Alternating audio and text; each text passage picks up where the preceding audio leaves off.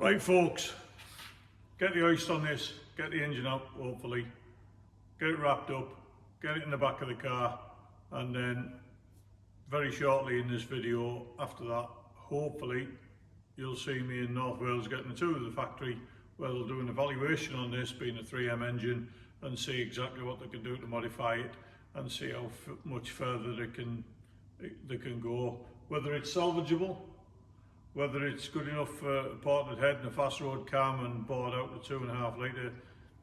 We'll see what they can do with it. Hopefully they can do all of that and we'll get an engine that gives us a mammoth 112 brake horsepower, which is obviously significantly more than the 70 odd that it had when it was originally built.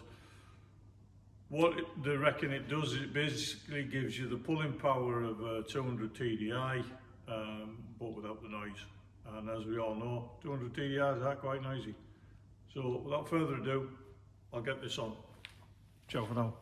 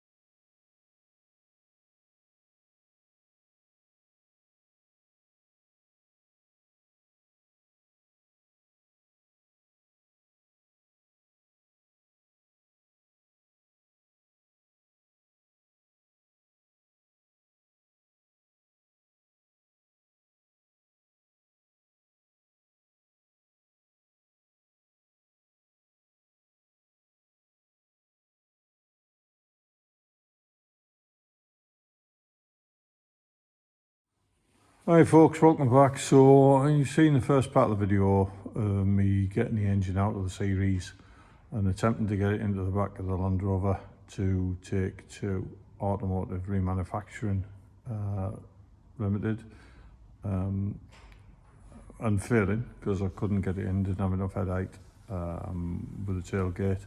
So ended up on a pallet and it went there with Paisley Freight.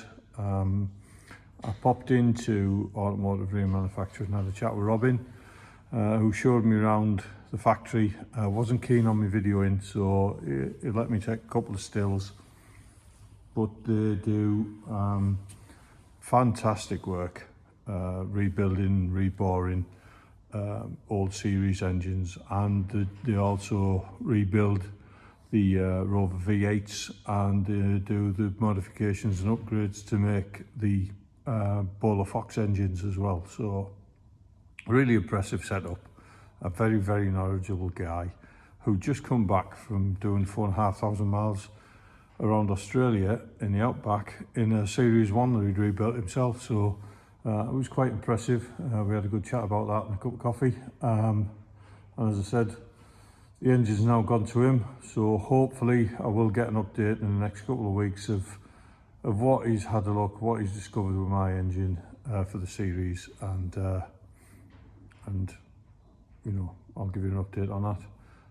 Also you can see the, as I've just pointed out, this is the bulkhead from Robert Owens, which is a Series 2A bulkhead, but I've had the brake pedal hole for a Series 3 on it because I've got a Series 3 brake pedal, so I can put a servo on the system just to make it brake a little better than standard. So I'm really happy about that.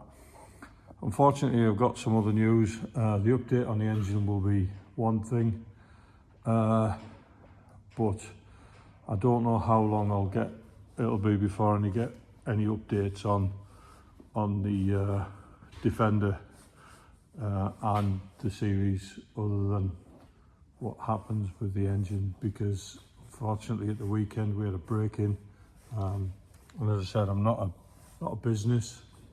I'm an independent guy who hobby builds and restores bits and pieces.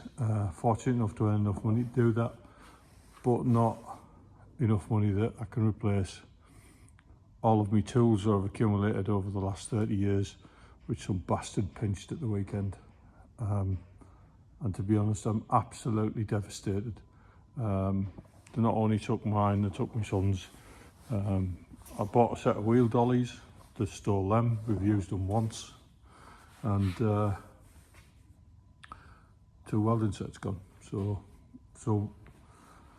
I'll try and, make a fist of it and make myself happy and get on, but I really haven't got any heart in it at the moment.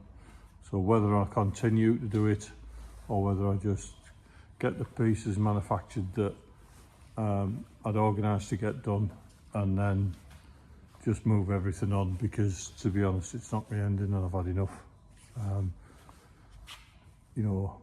We all go about things to try and be honest people and do a bit of graft, but when people come out and kick it in the bollocks like this, it's a bit too much to take. But thanks for watching. Hopefully you'll get another update, but if not, I'm sure you'll understand. Thanks for now. Bye.